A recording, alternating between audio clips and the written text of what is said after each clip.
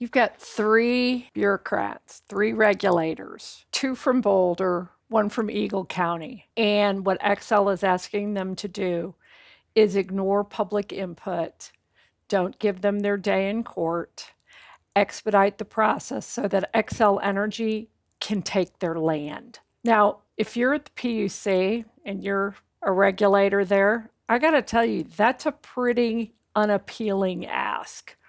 I mean, I'd be telling Xcel that's a hard no.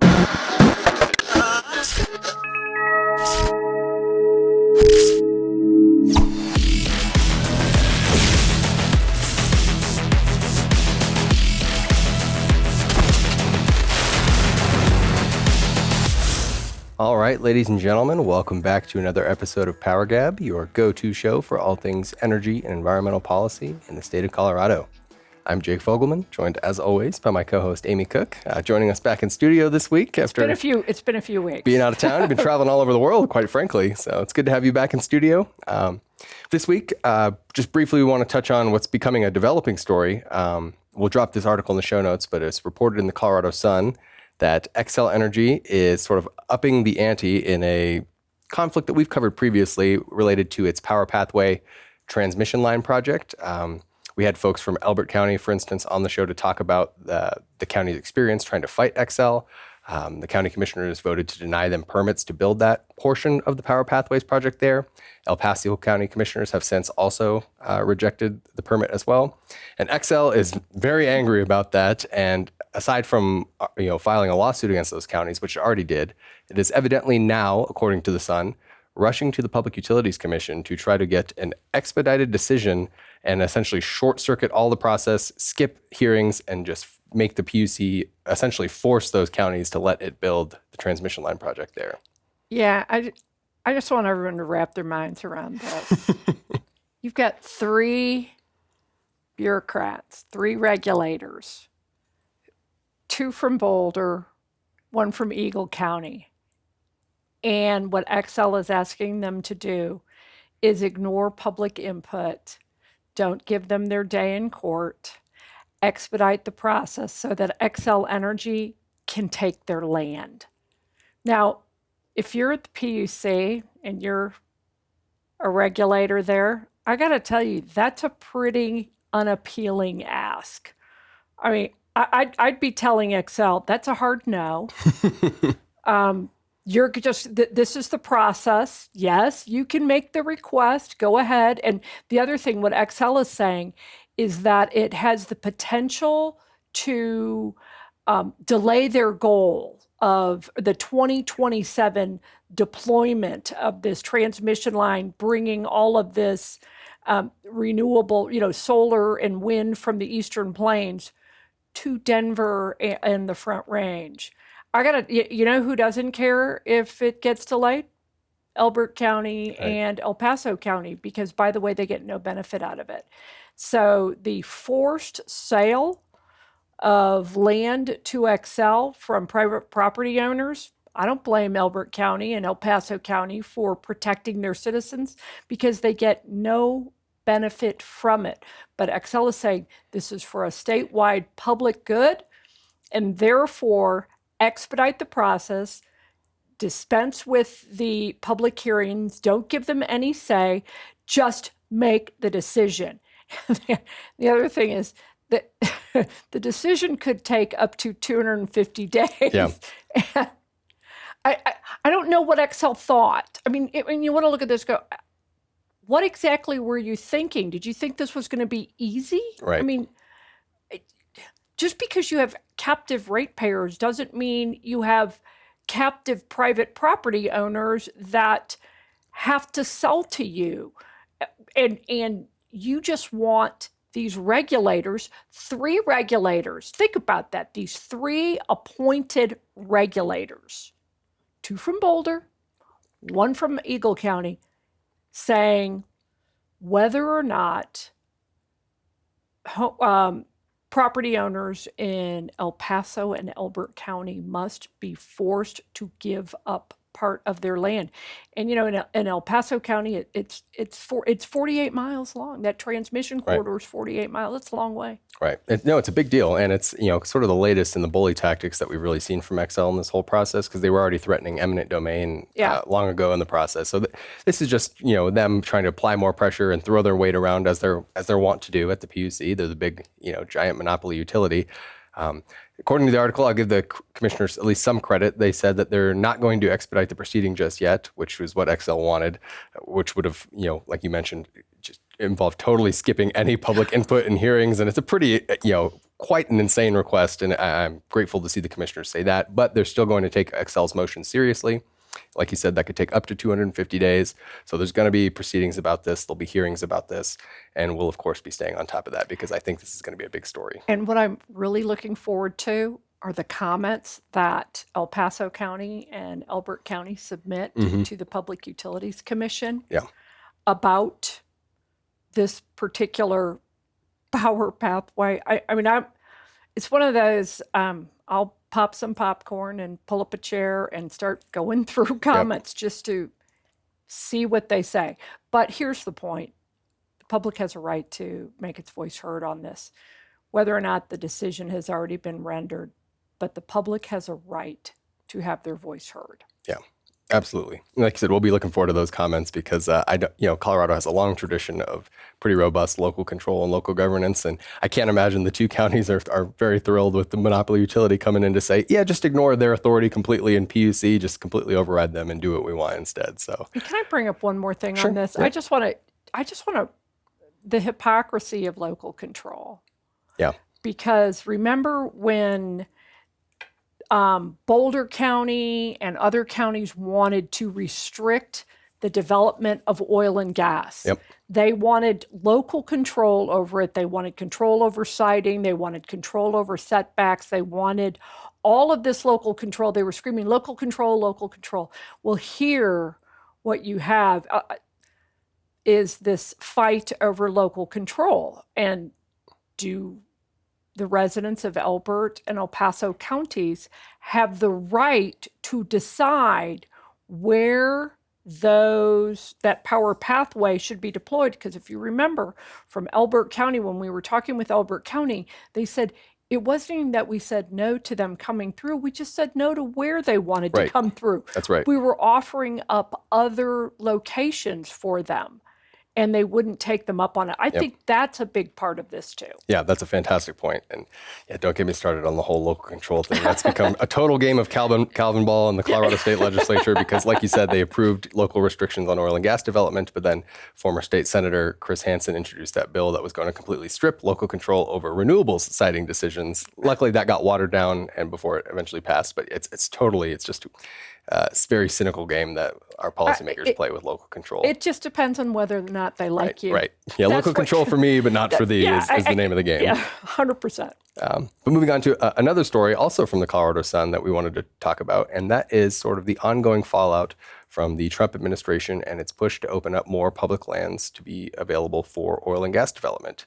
This story in particular is about the Bureau of Land Management opening up 130,000 acres of public land in Colorado alone to potentially be used for oil and gas drilling. So these are what the Sun is talking about, one of the largest planned lease auctions in history. And the tone of the article is pretty alarmist, but you've actually pulled some of the numbers and gone through what actually is being discussed here. And it's not quite so alarmist, is it? Yeah, it's not alarmist at all, actually. Sorry. I mean, this is a whole lot of bloviating over something that's actually relatively small in nature. I know it sounds big, 130,000 acres, and it one of the largest offerings in more than 20 years that set a revenue record as the Trump administration reverses Biden area slowdown.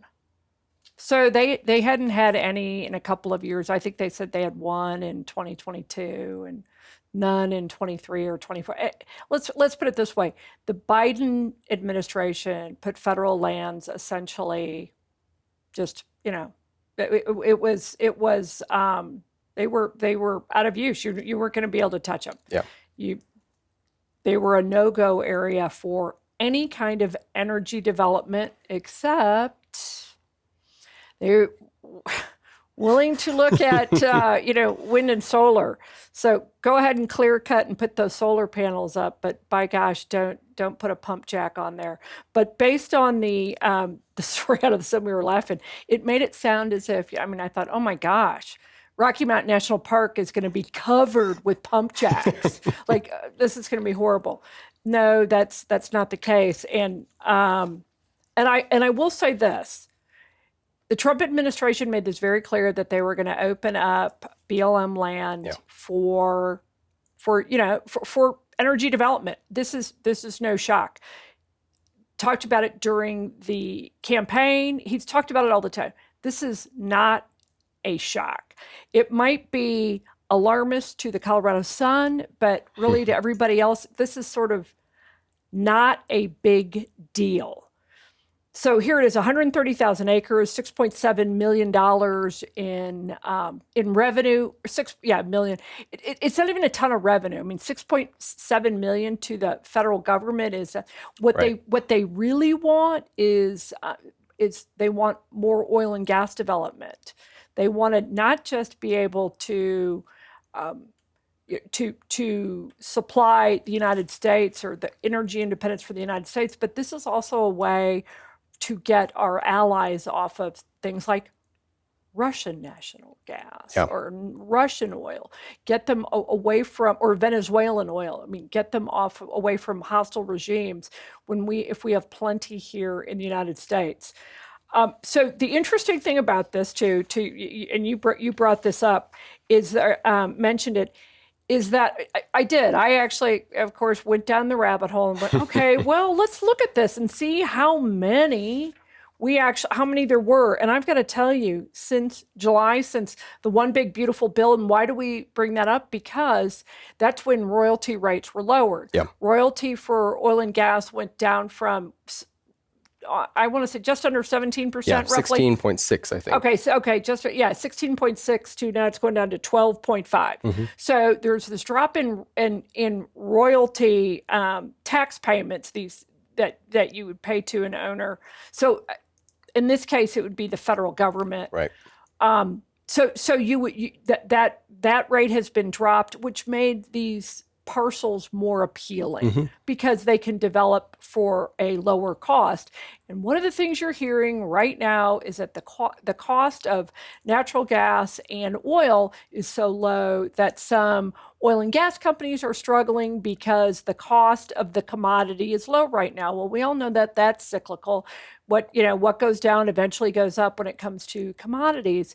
And I can remember many years ago talking with the oil and gas guys saying, it is the nature of the industry. So anyway, I went and looked to see where does this Colorado auction on these leases. And by the way, the whole thing's done online. You can watch it. So the whole thing's done online, but I looked to see where it was in the grand scheme of thing. And just since July, here I'll count 1, 2, 3, 4, 8, 9. They've had a dozen. They've had a dozen just since July, since the One Big Beautiful Bill. Wyoming had one. New Mexico had 2 in July, and the total for the 2 of those was well over $100 million.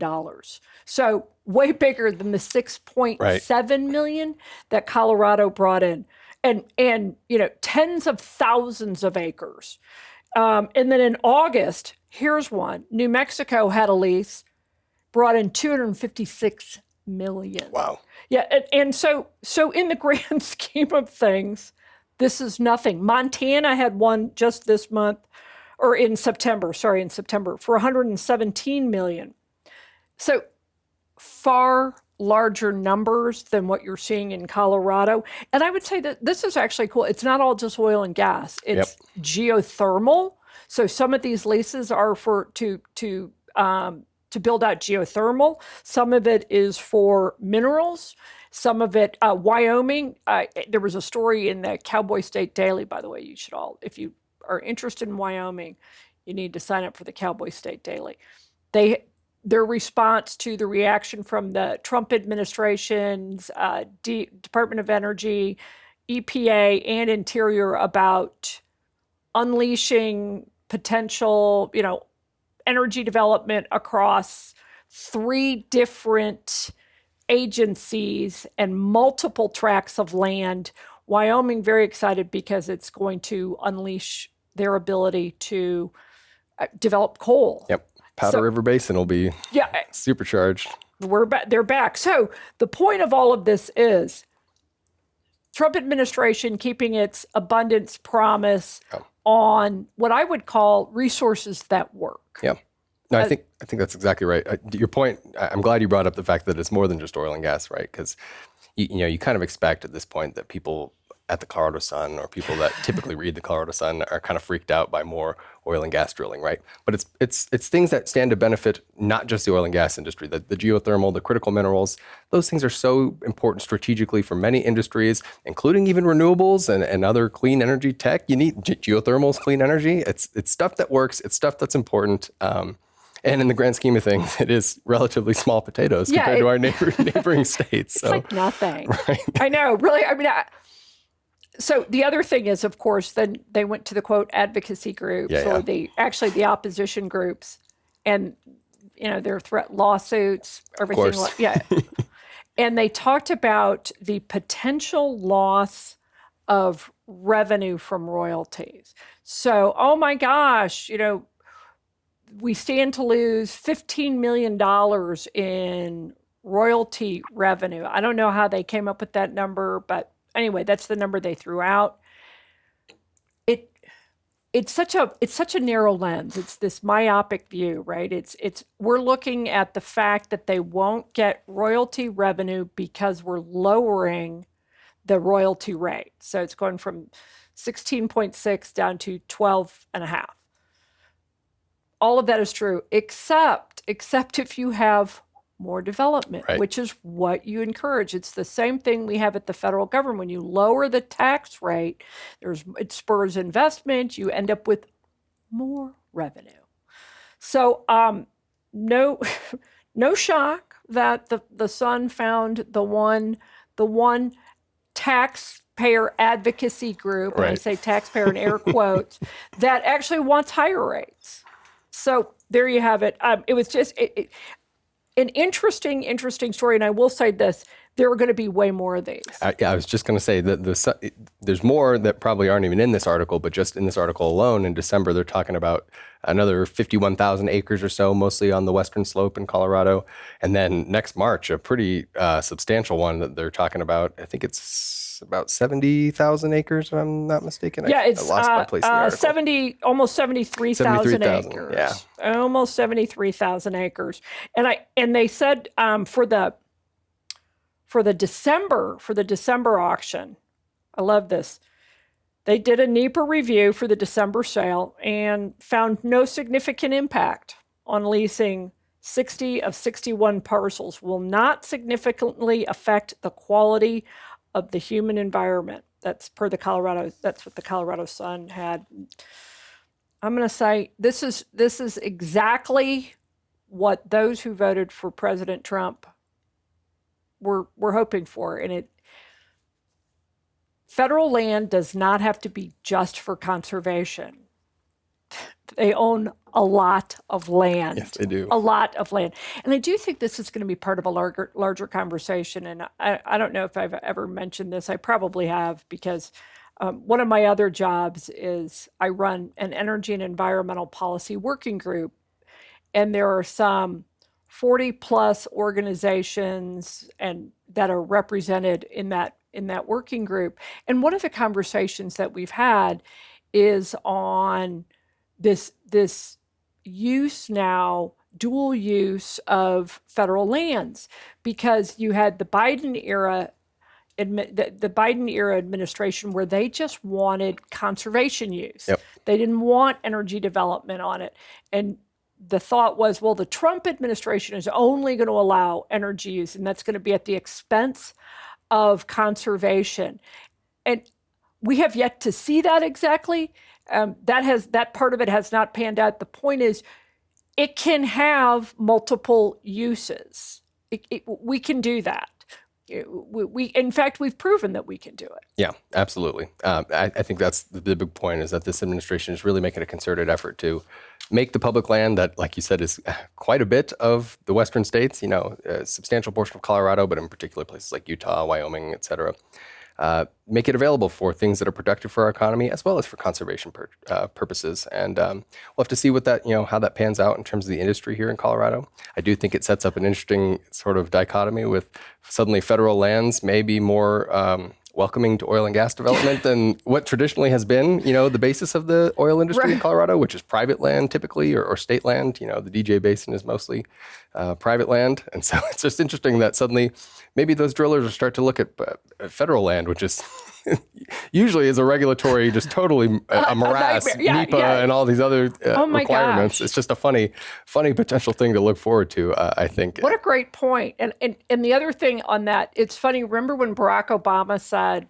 oh my gosh, oil and gas, we're producing more than ever. Right. And everybody laughed and said, all on private land. Right. All on private land. You had nothing to do with it. Who's we? Yeah. You had nothing to do with it. In fact, you were a hindrance to it. Yeah. Now, especially in places like Colorado, where, as you said, imagine federal land being an easier place to develop energy than private land in Colorado.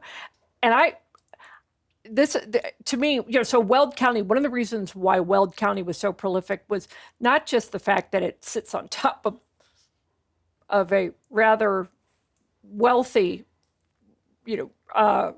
oil and gas, oil, mostly shale oil reserve, but also that they took advantage of developing it. Mm-hmm. Weld County was pretty forward thinking in developing it. And it's all on private land. I mean, there might be a few that are on some kind of state land, or I will say government land. You have Greeley-Evans District 6. There are some school districts that have land on which oil and gas is developed, but they allow that and they work with it. And some of the school districts in Weld County are funded almost entirely through oil and gas revenue. That's right. But the interesting thing on this, and you found this one, is it the March lease, or is it lease sale, or the April, or the? I believe it's the December? March. Yeah, the March one includes places like Weld County and Arapahoe County as well. So getting more into the DJ Basin territory, which means little pockets of BLM land. Yeah, there's BLM land there somewhere that and I would imagine that will be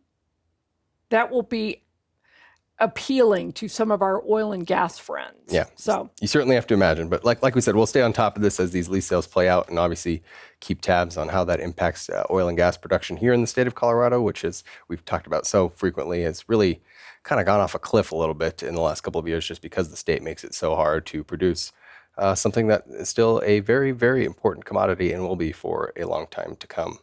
But as we're coming up on time here, Amy, do you have any takeaways for our listeners on either of these stories? Yeah, well, one, I'm going to say that this deals with my first one deals with the story we're talking about right now. Don't fear the leases. This is for development of resources that work.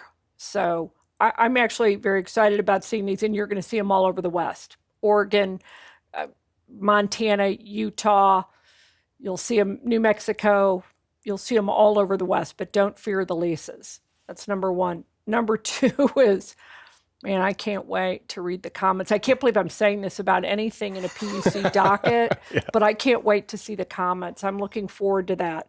And then three, okay, I'm going to try and explain this a little bit better this time. Firm your own grid for sure. Get a generator. I tell you guys that all the time. We say it all the time. I have several. But we actually want to give one away around the holidays. So we want to give away a generator. We want to help someone firm their own grid. So here's what our appeal is. If you know someone who maybe sells generator and wants to donate one to PowerGab so that we can give away a generator and help someone firm their own grid, please get in touch with us. So firm your own grid, and then let's help someone else firm his or her own grid. That's right. Yeah. We don't just want to give you the good advice. We want to do our part to try to help someone out there follow that important advice. So I think that's awesome. If you want to get in touch with us, you can send that, any information you may have on a generator for us. You can send that to info@powergab.org. You can also send, show topics you'd like to see us cover or guests you'd like to see us interview there as well. We always love hearing from you guys. If you like what you saw here on this episode, you can head over to powergab.org to check out our entire back catalog. We produce new episodes every single week. We're also available wherever you get your audio shows, whether that's Spotify or Apple. And until next week, we'll see you.